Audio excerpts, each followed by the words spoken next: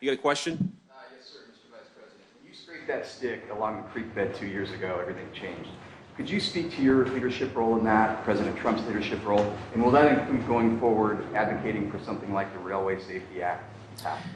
Yeah, so Jack, what I did, I came here a couple years ago. I talked to people on the ground. It was kind of crazy. The first person I met was at a gas station. We had to stop and get gas. And I asked her what was going on, and I expected her just to be, you know, it's a small town, but it's not that small of a town. I expected her to be a person who was just generally aware of what was going on. And she actually was living in a house that was over one of the creeks where she was smelling the fumes coming into her house.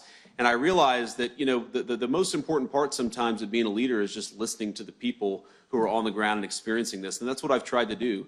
As the governor said, that's what I try to do, talking to local businesses, because it is different now, right? In that initial phase, what we were most worried about is the water clean to drink? Is the air safe to breathe? That's what we were really worried about 2 years ago. Now what we're worried about is finishing the cleanup and getting this community back on the path of economic prosperity. And you asked about the Railway Safety Act. I mean, I sponsored the Railway Safety Act because I thought then, and I still think now, that we could do a lot better. We could have smarter regulations that actually empower the railways to experiment with technology that will make their business safer, but most importantly, make these communities safer.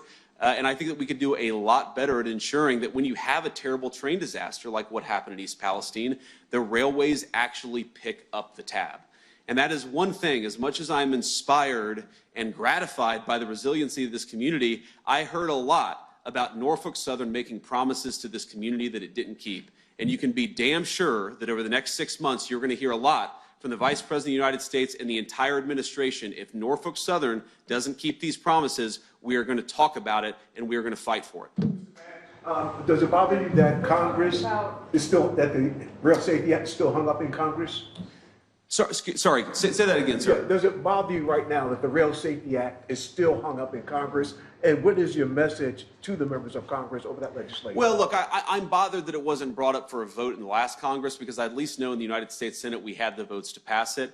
And I think that now that falls, of course, to the United States senators standing behind me. And I know we're thrilled to have Bernie Moreno and John Husted here, but also to the Pennsylvania senators. I think to actually work that legislation to make it as good as possible and to make it possible for it to come up for a vote in the United States Senate. I do think that is a very viable and a very reasonable goal. I do think that we continue to need to do better at rail safety in this country. And I even talked to the fire chief a little bit. He's got strong views about rail safety, probably how we can make the bill a little bit better, but also how we can make sure that common sense rail safety makes its way into our public